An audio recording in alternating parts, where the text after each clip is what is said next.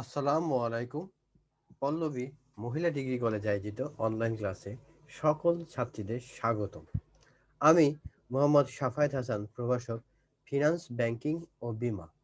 আজ আমি তোমাদের মাঝে হাজির হয়েছি ফিনান্স, ব্যাংকিং, বীমা দ্বিতীয় পত্রে ব্যাংক হিসাবে এই অধ্যায়ের যে অংশটুকু বাকি ছিল সেই অংশটুকু নিয়ে আজকে আমি হাজির হয়েছি। আমি সর্বপ্রথম ধন্যবাদ জানাচ্ছি মহান আল্লাহ তাআলাকে, যিনি এই করোনা মহামারীর সময় আমাদের সুস্থ সবল রেখেছেন। আমি আরও ধন্যবাদ জানাচ্ছি আমাদের অধ্যক্ষ মহোদয়, উপাধ্যক্ষ মহোদয় এবং অনলাইন ক্লাসের সাথে সংযুক্ত সকল শিক্ষক মণ্ডলী এবং আমার প্রিয় ছাত্রী। তোমাদেরকে শুভেচ্ছা ও স্বাগতম জানিয়ে আমি আজকের ক্লাস শুরু করছি। তো পরম করুণাময় আল্লাহর নামে আজকে আমি আমার এই ক্লাস শুরু করছি। তো আজকের যে অধ্যায়টা আছে ব্যাংক হিসাব, আমি তোমাদের গত ক্লাসে চলতি হিসাব, স্থায়ী আর হলো চলতি হিসাব আর সঞ্চয় হিসাব সম্পর্কে বিস্তারিত পড়িয়েছি। আজকে এই হিসাবের শেষটা, যেটা স্থায়ী হিসাব, সেটা নিয়ে আলোচনা করব।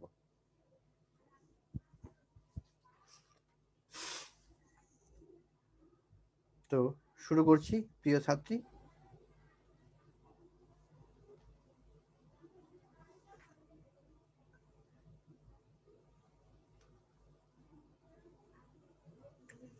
স্থায়ী হিসাব।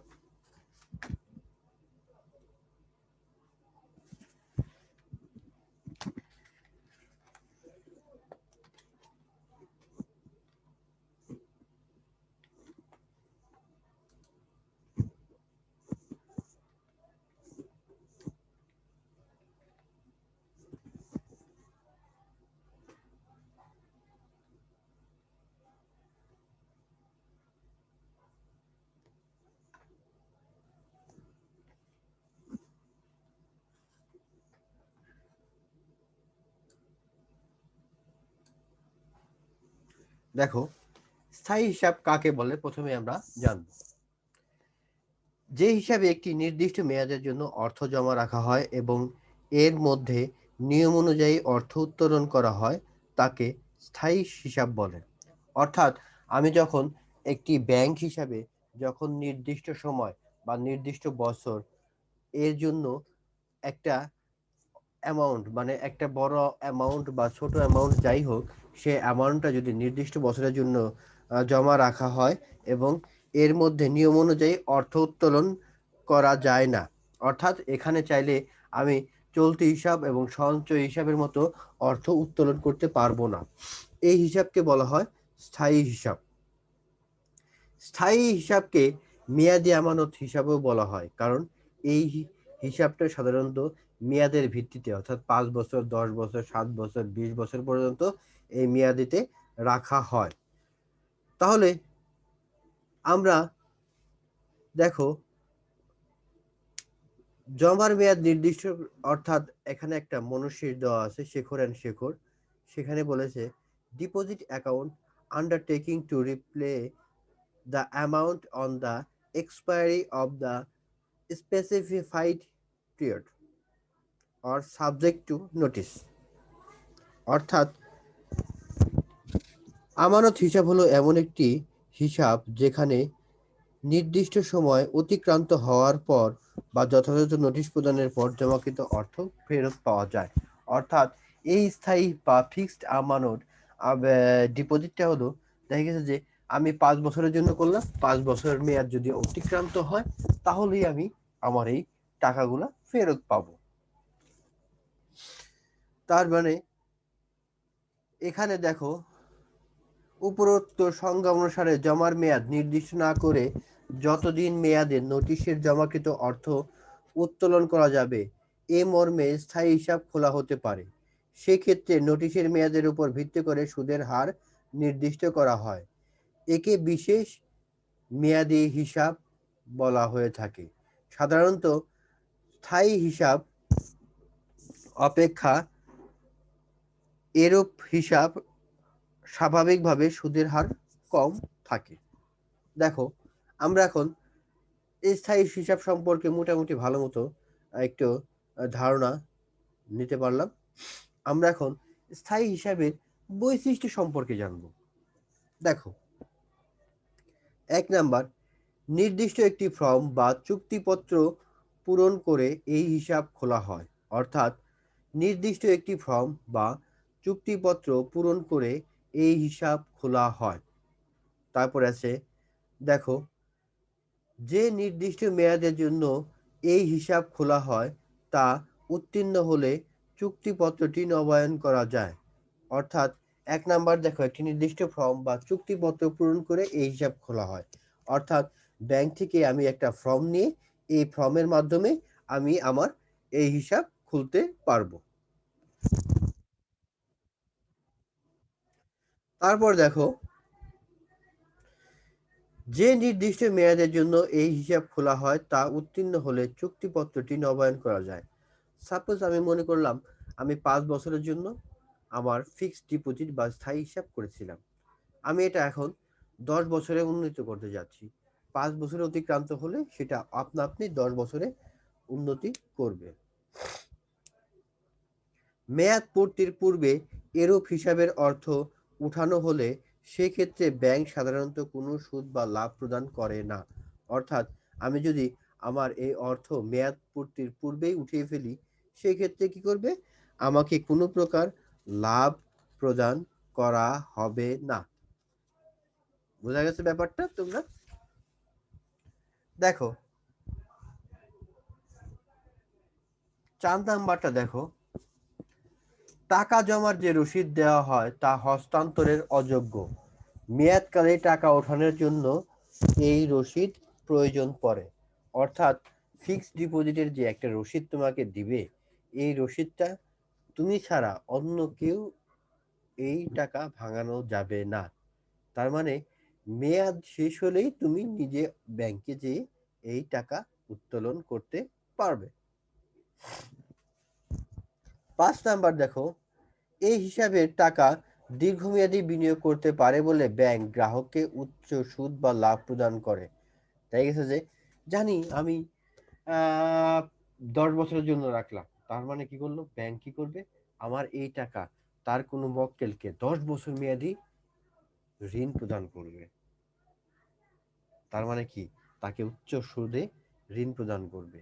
আর আমাকে যে সুদটা দিবে, এই ২ সুদের পার্থক্যই আমাকে ব্যাংকের লাভ থাকবে। বোঝা গেছে ব্যাপারটা? এই হিসাবের স্থায়ী জমা রসিদ এফডিআর ঋণের জামানত হিসাবে গ্রহণ করে ব্যাংক ঋণ মঞ্জুর করে থাকে। অর্থাৎ এই এফডিআর এর যে প্রমাণপত্র, এটা আমি বন্ধক রেখেও ঋণ মঞ্জুর করতে পারবো। এরূপ হিসাবের ক্ষেত্রে মেয়াদকাল যত বেশি হয় সুদ বা লাভের হার ততই বাড়ে। চক্রবৃদ্ধি হারে সুদের এই নিয়ম ক্ষেত্রে প্রযোজ্য হয়। অর্থাৎ যত মেয়াদ বাড়বে সুদের হারটাও চক্রবৃদ্ধি হারে বেড়ে যাবে। তার মানে আমরা খুব সহজেই এই স্থায়ী হিসাবের বৈশিষ্ট্যগুলা খুব ভালো মতো বুঝতে পারলাম। এখন স্থায়ী হিসাবের সুবিধা সম্পর্কে আমরা জানব। দেখো, ১ নাম্বার, আয়ের সুযোগ। ২, ঋণ সুবিধা। ৩, মূলধন গঠন ও বিনিয়োগ। অর্থাৎ এই হিসাবে গ্রাহকগণ ব্যাংক থেকে অধিক সুদ বা লাভ প্রাপ্ত হয়। যাদের নিকট অলস অর্থ থাকে তারা এ ধরনের হিসাব খুলে ঝুঁকিবিহীন আয়ের সুযোগ লাভ করে। অর্থাৎ এই স্থায়ী হিসাব থেকে আমাদের ব্যাংকের গ্রাহকরা সবচেয়ে বেশি সুদ লাভ করে। তার মানে কি? যারা কখনো ঝুঁকি নিতে চায় না, তারা এইরকম একটা ফিক্সড ডিপোজিট খুলে ব্যাংকে কি করতে পারে? এই স্থায়ী হিসাব খুলে ব্যাংকে টাকা জমা রাখতে পারে। তারপর আসে ২ নাম্বার, ঋণ সুবিধা। এ ধরনের হিসাব গৃহীতা তার স্থায়ী আমানত রসিদ বা এফডিআরটি জমা রেখে যে কোনো সময় এর মূল্যের উল্লেখযোগ্য পরিমাণে অংশ ঋণ নিতে পারে। এছাড়া অন্য কোনো ঋণ গ্রহণে এই রসিদ জামানত হিসাবে ব্যবহার করতে পারে। অথবা চাইলে সে ওই ব্যাংক থেকে ওই টাকার যে পরিমাণ টাকা সে জমা রাখছে তার থেকে দেখা গেছে যে আমি 10 লাখ টাকা ফিক্সড ডিপোজিট করে রাখছি, হঠাৎ করে আমার 2 লাখ টাকা বা 5 লাখ টাকা প্রয়োজন পড়লো, আমি এই এফডিআরটা জমা রেখে আমি এই পরিমাণ টাকা ঋণ হিসাবে গ্রহণ করতে পারবো।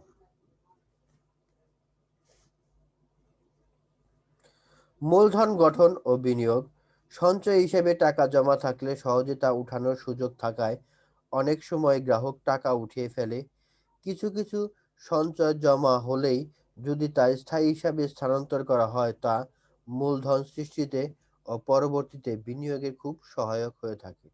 অর্থাৎ এই মূলধন সৃষ্টি এবং বিনিয়োগে এই স্থায়ী হিসাবের আমানত খুবই গুরুত্বপূর্ণ একটা ভূমিকা পালন করে। তাহলে প্রিয় ছাত্রীরা, তোমরা আশা করছি খুব সহজেই এটা ভালো মতো বুঝতে পারছো। তোমরা আরেকটু দেখো,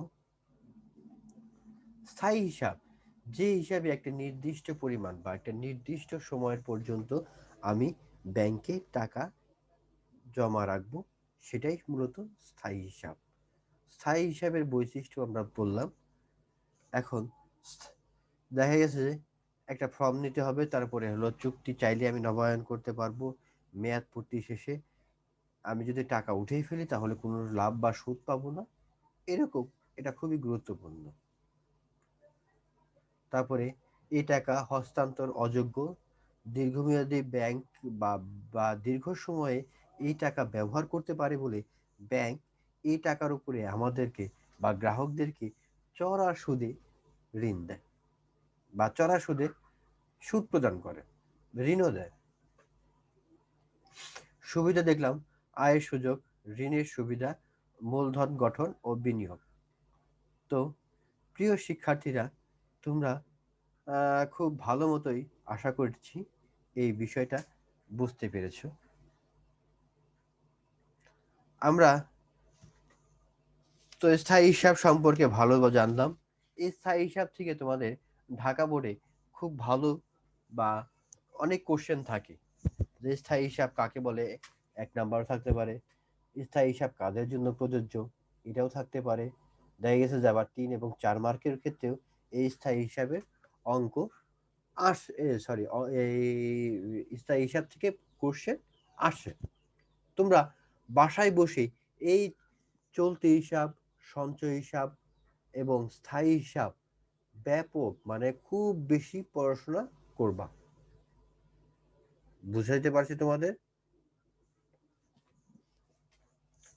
তো প্রিয় শিক্ষার্থী, প্রিয় শিক্ষার্থী, আমরা এখন পরবর্তীতে আছে ব্যাংক হিসাব নির্বাচনের ক্ষেত্রে বিবেচ্য বিষয়, সেটা দেখব আমরা। অর্থাৎ গ্রাহকগণ তার ব্যাংক হিসাব কিভাবে বিবেচনা করবে বা বিবেচ্য করবে।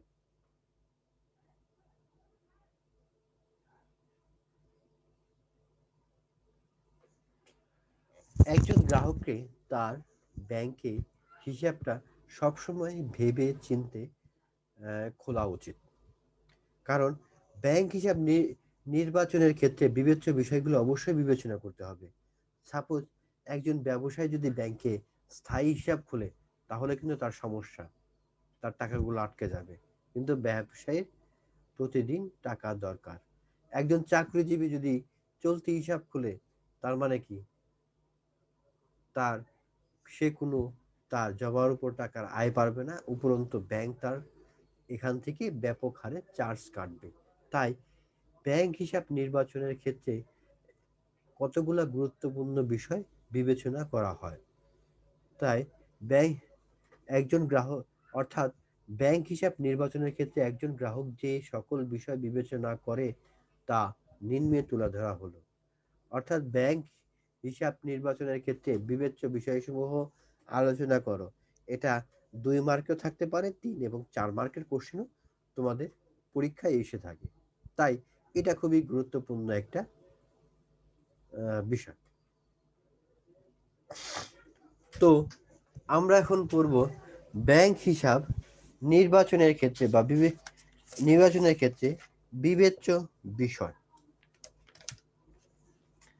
1 নাম্বার দেখো, দেওয়া আছে গ্রাহকের প্রকৃতি। ব্যাংক হিসাব বাছাইয়ে গ্রাহকের প্রকৃতি একটি প্রধান বিবেচ্য বিষয়। গ্রাহক ব্যক্তি বা অব্যবসায়ী প্রতিষ্ঠান হলে সে সব ধরনের হিসাব খুলতে পারে। তবে ব্যবসায়ী প্রতিষ্ঠান হলে স্বাভাবিক নিয়মে তাকে চলতি হিসাব খুলতে হয়। এরূপ ব্যক্তি বা প্রতিষ্ঠান তাদের প্রয়োজনে সাধারণত লেনদেনের জন্য চলতি হিসাব খুলে। চাকরিজীবী, স্বল্প বিত্ত সম্পন্ন মানুষ অব্যবসায়ী প্রতিষ্ঠানের সঞ্চয়ী সুবিধা লাভের জন্য সঞ্চয় হিসাব খুলে। অর্থাৎ গ্রাহকের প্রকৃতি অনুযায়ী এখানে তার হিসাব খুলবে। অর্থাৎ একজন ব্যবসায়ী হলে সে কি করবে? চলতি হিসাব খুলবে।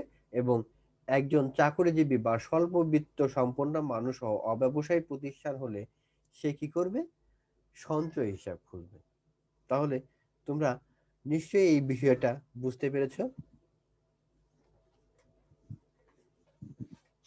2 নাম্বার দেখো, লেনদেনের প্রকৃতি ও পরিমাণ।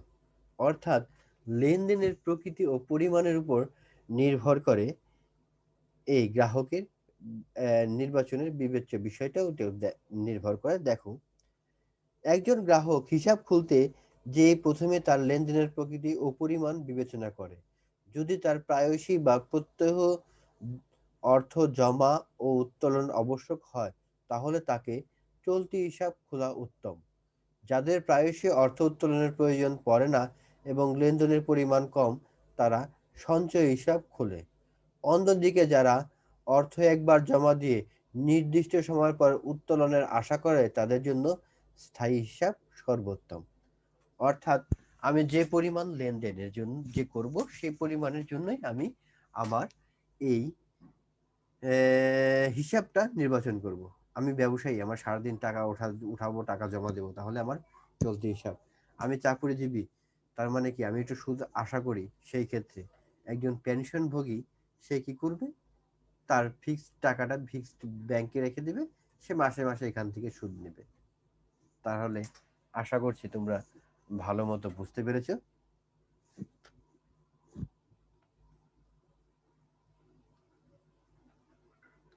দেখো, ব্যাংকিং সুবিধা। ব্যাংকিং সুবিধা দেখো, যারা অধিক ব্যাংকিং সেবা বা সুবিধা প্রত্যাশা করে তাদের জন্য চলতি হিসাব উত্তম। চেক, ড্রাফট, বিল, হুন্ডির অর্থ সংগ্রহ, বিভিন্ন বিল পরিশোধ, অর্থ আদায়, প্রত্যয়পত্র ইস্যু ইত্যাদি সুবিধা সেবা সমূহ পেতে হলে গ্রাহক চলতি হিসাব খোলে।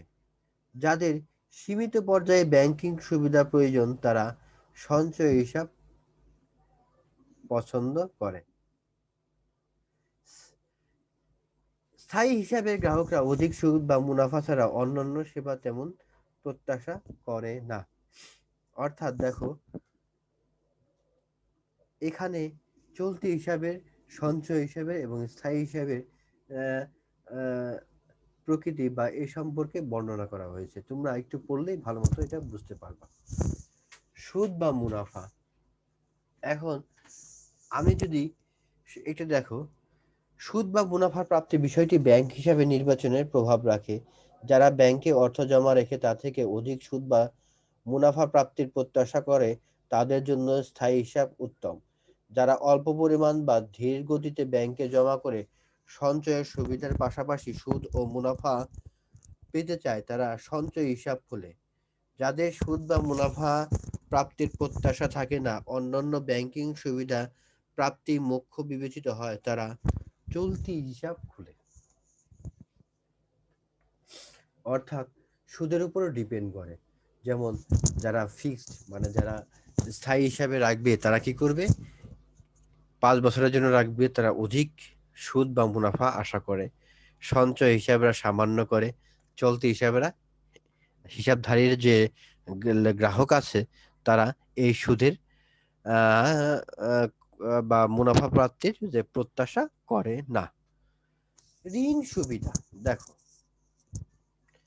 ব্যাংক থেকে ঋণ বা জমাতিরিক্ত ঋণের সুবিধা পেতে যারা আগ্রহী তাদের জন্য চলতি হিসাবই উত্তম। অর্থাৎ আমি ঋণ নিব ব্যাংক থেকে, তাহলে চলতি হিসাবটাই উত্তম। ব্যবসায়ী শ্রেণীকে ব্যবসায়ের প্রয়োজনে ঋণ নিতে হয় বিধায় তারা চলতি হিসাব খুলে থাকে। সঞ্চয় হিসাবের বিপক্ষে ঋণ পাওয়া যায় না, তো সামান্য পরিমাণ পাওয়া যায় এখন বর্তমানে। তবে যারা একবারে অর্থ জমা দিয়ে নির্দিষ্ট মেয়াদ শেষে উত্তোলনের প্রত্যাশা করে এবং প্রয়োজনে এর বিপক্ষে সহজেই ঋণ সুবিধা পেতে চায় তাদেরকে স্থায়ী হিসাব উত্তম। অর্থাৎ স্থায়ী হিসাবটা খুবই উত্তম। অলস ও উদ্দিত অর্থ। অলস ও উদ্দিত অর্থ এটা কিন্তু খুবই গুরুত্বপূর্ণ। দেখা গেছে যে ব্যক্তি বা প্রতিষ্ঠানের যাদের নিকট প্রচুর পরিমাণ অলস ও উদ্দিত অর্থ থাকে তারা তার যথার্থ সংরক্ষণ ও অধিক আয়ের উদ্দেশ্যে স্থায়ী হিসাব পছন্দ করে। স্থায়ী সম্পত্তি বিক্রয়, গ্র্যাচুইটি, পেনশন, বীমা ইত্যাদি থেকে প্রাপ্ত এককালীন অর্থ এরূপ হিসাবে জমা রাখা উত্তম। অর্থাৎ সঞ্চয় হিসাবে অধিক পরিমাণে অর্থ জমা হলে বা ব্যবসায়ী চলতি হিসাবে উদ্ধৃত অর্থ জমা থাকলে তা স্থায়ী হিসাবে জমা রাখা যায়। অর্থাৎ কারণ স্থায়ী হিসাব থেকে আমরা প্রচুর পরিমাণ বেনিফিটেড পেয়ে থাকি, লাভবান হয়ে থাকি। সেই জন্য কি করে, যাদের অর্থ উদ্ধৃত থাকে তারা যথাযথ সংরক্ষণ ও অধিক হারে আয়ের উদ্দেশ্যে স্থায়ী হিসাব পছন্দ করে। কারণ তারা চাচ্ছে আমি বেশি মুনাফা পাই, বেশি লাভ করি, সেই ক্ষেত্রে কি করবে, তাদের স্থায়ী হিসাবটাই উত্তম। 7 নাম্বার, নিরাপদ সংরক্ষণ। দেখো, যারা জমাকৃত অর্থের অধিক ও কার্যকর নিরাপদ প্রত্যাশা করে তাদের জন্য স্থায়ী হিসাবই উত্তম। চলতি বা সঞ্চয় হিসাবে অর্থ জমা রাখলে চেক কেটে সহজেই তা উত্তোলন করা যায় বিধায় অনেকের পক্ষে হিসাবের অর্থ যথাযথ সংরক্ষণ করা সম্ভব হয় না। অনেক সময় বাড়তি খরচ বা হাওলাত দেওয়ার ফলে অর্থ নষ্ট হওয়ার সম্ভাবনা থাকে। অর্থাৎ ধার দেওয়ার কারণে আবার অর্থ নষ্ট হওয়ার সম্ভাবনা থাকে। সেই ক্ষেত্রে এই স্থায়ী হিসাবটাই উত্তম। তারপর দেখো, ব্যাংক হিসাব নির্বাচনে চলতি সঞ্চয় স্থায়ী হিসাবের কোনটি পছন্দ করা হবে তা উপরোক্ত ভিত্তিতে বিবেচ্য বিষয়ের উপর নির্ভরশীল। অবশ্য ব্যাংকগুলো আজকাল গ্রাহককে অধিক আকৃষ্ট করার জন্য 3 ধরনের হিসাবের সমন্বয়ে নতুন ধরনের হিসাব খোলার প্রয়াস চালাচ্ছে। অর্থাৎ দিন দিন এই ব্যাংক হিসাবে দ্রুত ডেভেলপমেন্ট হচ্ছে, মানে দ্রুত পরিবর্তনশীল বা পরিবর্তনশীল বা পরিবর্তনশীল বা কি বলবো এটাকে, দ্রুত পরিবর্তন হচ্ছে, তাদের নিয়ম কানুনের পরিবর্তন হচ্ছে। তাহলে ব্যাংক হিসাবে নির্বাচনের ক্ষেত্রে যে সকল বিবেচ্য বিষয়গুলো আছে তা আমরা জানলাম।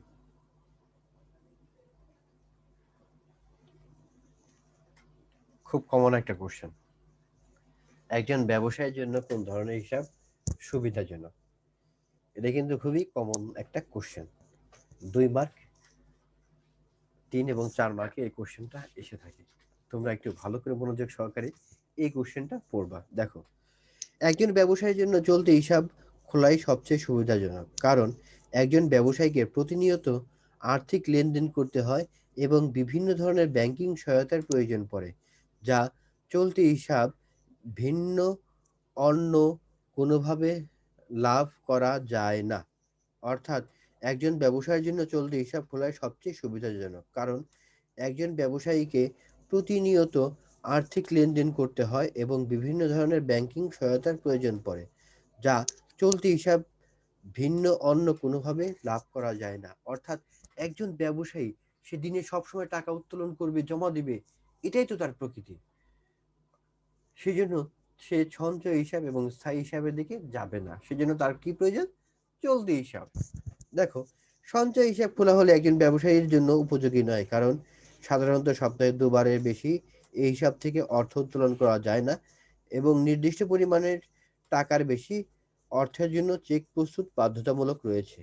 স্থায়ী হিসাবে প্রাত্যহিক লেনদেনের সুযোগ নেই, তাই ব্যবসায়ীরা ব্যাংকে চলতি হিসাব খুলে থাকে। অর্থাৎ এই কারণে ব্যাংকে চলতি হিসাব খুলে থাকে। জমা ও উত্তোলনের সুবিধা একটু লক্ষ্য রাখো। দেখো, ব্যাংক চলাকালীন সময় যতবার খুশি টাকা জমা দেওয়া যায় ও উত্তোলন করা যায়। ১। ২। সীমাগত বাধ্যবাধকতা মুক্ত। এই হিসাবে টাকা জমা ও চেক কাটার ক্ষেত্রে কোনো নির্দিষ্ট পরিমাণ সীমা নেই। ঋণ সুবিধা। এই হিসাবের বিপক্ষে আমানতকারীগণ জমা অতিরিক্ত অন্যান্য ঋণ সুবিধা ভোগ করে। পাওনা আদায় ও পরিশোধ। এর মাধ্যমে সহজেই দেশ-বিদেশে চেক ও বিল অর্থ আদায় ও পরিশোধ করা যায়। প্রত্যয়পত্র খোলার সুযোগ। এ ধরনের হিসাবে ব্যাংক মালিকদের প্রত্যয়পত্র, তার মানে এলসি, লেটার অফ ক্রেডিট খোলার সুযোগ দেয়, যা আমদানিতে খুবই সহায়ক হয়। তার মানে এই জমা ও উত্তোলনের সুবিধা পাচ্ছে চলতি হিসাবধারীরা। সীমাগত বাধ্যবাধকতা বা দেখা যাচ্ছে টাকা উত্তোলন বা জমা দেওয়ার ক্ষেত্রে কোনো পরিমাণে বাধ্যবাধকতা নেই। তারপরে আছে ঋণ সুবিধা পাচ্ছে, পাওনা আদায় ও পরিশোধ হচ্ছে, প্রত্যয়পত্র খোলার সুযোগ পাচ্ছে। উপরোক্ত সুবিধাতে একজন ব্যবসায়ীর জন্য অত্যাবশ্যক বিবেচনা হওয়ার জন্য চলতি হিসাব খোলাই সর্বোত্তম। উল্লেখ্য, আমাদের দেশে বাণিজ্যিক ব্যাংকগুলো ইদানিং চলতি ও সঞ্চয় হিসাবের সুবিধাকে একত্রিত করে এসএনডি বা শর্ট নোটিস ডিপোজিট বা এসটিডি, শর্ট টার্ম ডিপোজিট প্রভৃতি নামে নতুন হিসাব চালু করেছে। ব্যবসায়ীরা এ ধরনের হিসাব খুলে স্থায়ী হিসাবের সুবিধার পাশাপাশি কিছু সুদ বা লাভ পেতে পারে। বুঝাতে পেরেছি? তার মানে তোমরা ভালো মতো বুঝলা একজন ব্যবসায়ীর জন্য কোন ধরনের হিসাব সুবিধাজনক।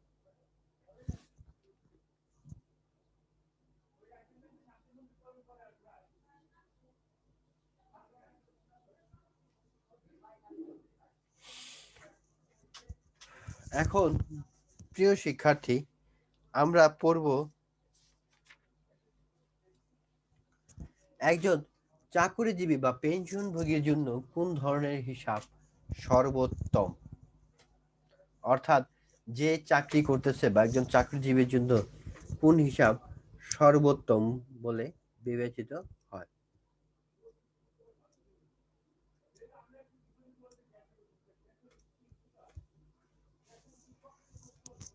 আলহামদুলিল্লাহ।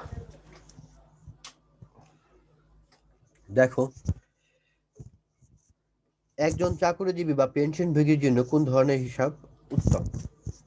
অর্থাৎ একজন চাকরিজীবী বা পেনশনভোগী নির্দিষ্ট আয়সম্পন্ন ব্যক্তি। এরূপ ব্যক্তিরা সাধারণত মাসিক বেতন বা পেনশন পায় এবং পরবর্তীতে ওই নির্দিষ্ট সময় না আসা পর্যন্ত উক্ত অর্থ ধীরে ধীরে ব্যয় করে।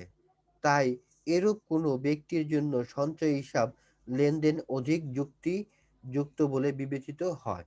একজন চাকুরিজীবী বা পেনশনভোগীর প্রয়োজনের সাথে সঙ্গতি রেখে সঞ্চয় হিসাবে যে সকল সুবিধা প্রদান করতে পারে তা নিম্নরূপ। অর্থাৎ একজন চাকুরিজীবী এবং পেনশনভোগীর যে সুবিধাগুলো আছে আমরা এখন তাই দেখব। দেখো, ন্যূনতম জমা। অর্থাৎ এই ব্যাংকে যখন আমি অ্যাকাউন্ট খুলবো তখন ন্যূনতম জমা দিয়ে আমি হিসাব খুলতে পারবো। দেখা গেছে যে দেখো, ১,০০০ টাকা বা ৫,০০০ টাকা দিয়ে এরূপ ব্যাংকে হিসাব খোলা যায়। অর্থাৎ ন্যূনতম যে জমাটা আছে, একটু লক্ষ্য রাখো, ন্যূনতম জমা। গ্রাম অঞ্চলে কৃষক, প্রতিবন্ধী এবং অসহায় দুস্থরা ১০ টাকার বিনিময়ে এই সঞ্চয় হিসাব খুলতে পারে। অর্থ উত্তোলনের সুবিধা। সপ্তাহে ২ বার এরূপ হিসাব থেকে নিয়ম অনুযায়ী অর্থ উত্তোলন করা যায়। চেক ও পাসবই প্রদান। এরূপ হিসাবধারীকে ব্যাংক চেক ও ক্ষেত্রে বিশেষে পাসবই সরবরাহ করে। তাই চেক কেটে সহজেই অর্থ উত্তোলন ও সহজেই হিসাব বিবরণী জানা যায়। সুদ বা লাভ প্রাপ্তি। ব্যাংক এরূপ হিসাবে জমাকৃত অর্থের বিপক্ষে উৎসাহজনক হারে সুদ বা লাভ দিয়ে থাকে। ব্যাংকিং সেবা সুবিধা। এরূপ হিসাব গ্রহীতা এর মধ্যে চেকের অর্থ সংগ্রহ, অন্যত্র সহজেই অর্থ প্রেরণ, অর্থ স্থানান্তর ও বিভিন্ন ব্যাংকিং সেবা সুবিধা লাভ করে। তার মানে এগুলো আমরা খুব সহজেই বুঝতে পারলাম। অর্থাৎ ন্যূনতম জমা দিয়ে আমি হিসাব খুলতে পারবো সহজেই। অর্থ উত্তোলনের সুবিধা বা নিয়ম অনুযায়ী 2 বার আমি অর্থ উত্তোলন করতে পারবো। চেক ও পাসবই প্রদান, যার মাধ্যমে আমি টাকা জমা দিতে পারবো এবং আমার টাকার হিসাব সহজেই রাখবো। সুদ বা লাভ প্রাপ্তি, সুদ বা লাভ প্রাপ্তি, এখান থেকে আমি সুদ এবং লাভটা পেয়ে থাকবো। তারপরে আছে ব্যাংকিং সেবা, অর্থাৎ যে সকল যে ব্যাংকিং সেবা আছে, অর্থ সংগ্রহ, অর্থ এখন অনলাইন সেবাও এই সঞ্চয় হিসাবের মাধ্যমে পাওয়া যায়। দেখো, উপরোক্ত বর্ণিত সুবিধা একজন চাকরিজীবী বা পেনশনভোগী অন্য হিসাব থেকে পায় না। যেমন চলতি হিসাবে খুললে অনেক টাকা প্রাথমিক জমা ও তাও সংরক্ষণ করতে হয়। স্থায়ী হিসাবে সুদ অধিক পাওয়া গেলেও এদের পক্ষে অধিক অঙ্কের একেবারে নির্দিষ্ট সময়ের জন্য ব্যাংকে জমা রাখা কষ্টকর। তাই সকল বিবেচনা তার বা তাদের জন্য সঞ্চয় হিসাবটাই উপযোগী, অর্থাৎ একজন চাকরিজীবী বা পেনশনভোগীর জন্য এই হিসাবটাই খুবই উপযোগী। ব্যাংক হিসাবের গোপনীয়তা খুবই ইম্পর্টেন্ট। ব্যাংক হিসাব বলতে একটি নির্দিষ্ট কোনো গ্রাহকের নামে হিসাব খোলাকে ব্যাংক হিসাব বলে। ব্যাংক হলো উক্ত গ্রাহকের আমানত বা আমানতগত অর্থের গচ্ছিততা বা স্বার্থ সুরক্ষা বা ওসি বা ওসি। তাই ব্যাংকের উচিত হলো সর্ব অবস্থায় গ্রাহকের অর্থ সুরক্ষা করা। গ্রাহক সমগ্র বিশ্বে ব্যাংক আস্থা ও বিশ্বস্ততার প্রতীক। অর্থাৎ গ্রাহক এই ক্ষেত্রে তার হিসাবটা বা গোপনীয়তা রাখবে। তার কি পরিমাণ টাকা আছে সেখানেও সে কাউকে বলবে না। তারপরে কি পরিমাণ লাভ পাবে তাও বলবে না, কিছুই বলবে না এখানে। শুধুমাত্র ব্যাংক এবং গ্রাহকের মাধ্যমে খুব ভালো সম্পর্ক তৈরি হবে এই গোপনীয়তার মাধ্যমে। তাহলে আজকের ক্লাসে আমি বিস্তারিত তোমাদেরকে বুঝালাম যে স্থায়ী হিসাব কাকে বলে, স্থায়ী হিসাবের বৈশিষ্ট্য, স্থায়ী হিসাবের সুবিধা, স্থায়ী হিসাব নির্বাচনের বিবেচ্য বিষয় ও একজন ব্যবসায়ীর জন্য কোন ধরনের হিসাব উপযোগী, তারপরে একজন চাকরিজীবীর জন্য কোন ধরনের হিসাব উপযোগী, ব্যাংক হিসাবের গোপনীয়তা রক্ষা প্রভৃতি আমি পড়ালাম। দেখো, একটু দেখো, তোমাদের উত্তর সংক্ষেপে জ্ঞানমূলক যে কোশ্চেনগুলো আছে 1 মার্কের, সেটা অবশ্যই পড়বা। ব্যাংক হিসাব কাকে বলে এগুলো প্রত্যেকটা ভালো মতো পড়বা, একদম মুখস্থ রাখবা। এখান থেকে দেখো 1 নাম্বার কোশ্চেন আছে, তারপরে এই যে 20-এ উত্তর সংক্ষেপ অনুধাবকমূলক কোশ্চেন। ব্যাংক হিসাব হলো ব্যাংকিং সেবা গ্রহণের প্রবেশদ্বার, বুঝিয়ে লেখো। এই কোশ্চেনটা কিন্তু খুবই গুরুত্বপূর্ণ, এটাও তোমাদের বইয়ে আছে, তোমরা বাসায় ভালো মতো পড়বা। তারপরে 4 নাম্বারটা, কেওয়াইসি ফর্ম গুরুত্বপূর্ণ কেন, কেওয়াইসি ফর্ম গুরুত্বপূর্ণ কেন এটাও পড়বা। তারপরে নমুনা কার্ডের স্বাক্ষর কেন প্রয়োজন হয় সেটাও পড়বা। এগুলো যে প্রত্যেকটা দেখো যে বোর্ড কোশ্চেন গুলো আছে, এই বোর্ড কোশ্চেন গুলো তোমরা ভালো মতো বাসায় খুব বেশি পড়বা। তোমরা এই ক্ষেত্রে যত বেশি পড়তে পারবা তত বেশি উত্তম। দেখো, এই কোশ্চেনটা অনেক সময় আসে।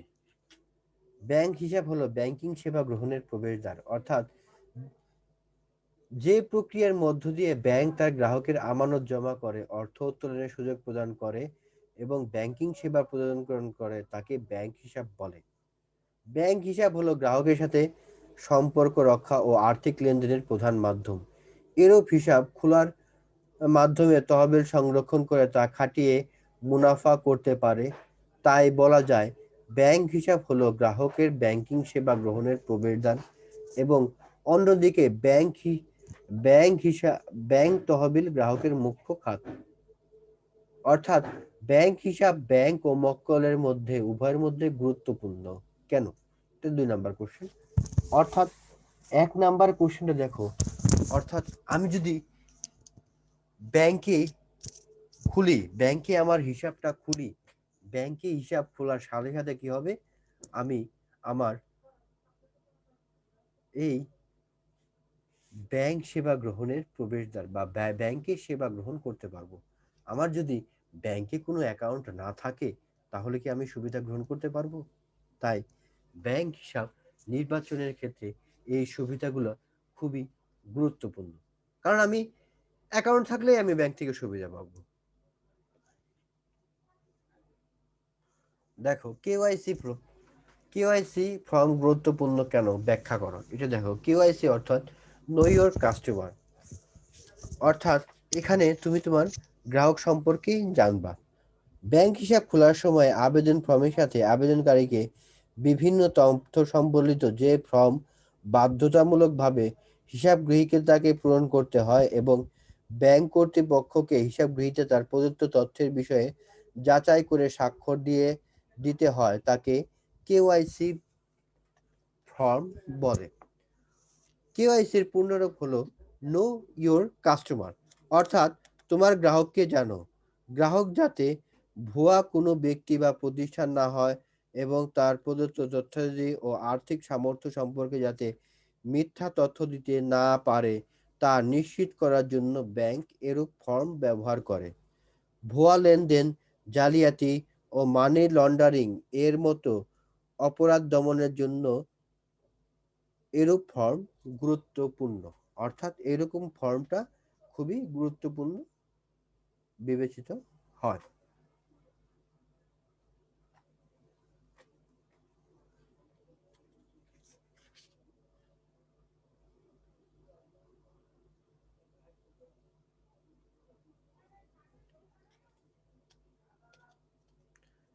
দেখো, কোন হিসাবে সুদ বা লাভ দেয় না, স্থায়ী চলতি হিসাব, এটা কিন্তু মনে রাখবা। সঞ্চয় হিসাবের টাকা কি ইচ্ছা মতো যতবার খুশি ততবার উত্তোলন করা সম্ভব, এগুলা কিন্তু হঠাৎ করে কোশ্চেন গুলো আসতে পারে, তোমরা একজন পড়বা। তারপর দেখো, একজন ছাত্র বা শিক্ষার্থীর জন্য কোন ধরনের হিসাব উত্তম, বা একজন চাকরিজীবীর জন্য কোন ধরনের হিসাব উত্তম, বা সঞ্চয় হিসাব, এগুলো কিন্তু আমরা পড়িয়েছি। একজন ব্যবসায়ীর জন্য কোন ধরনের হিসাব উত্তম, এটা কিন্তু ভালো মতো বাসায় পড়বা। আবার স্থায়ী হিসাবে চেক বই সরবরাহ করে না কেন, একজন সদ্য অবসরকারী ব্যক্তির জন্য কোন ধরনের হিসাব উত্তম, এগুলো বাসায় তোমরা খুব ভালো মতো পড়বা।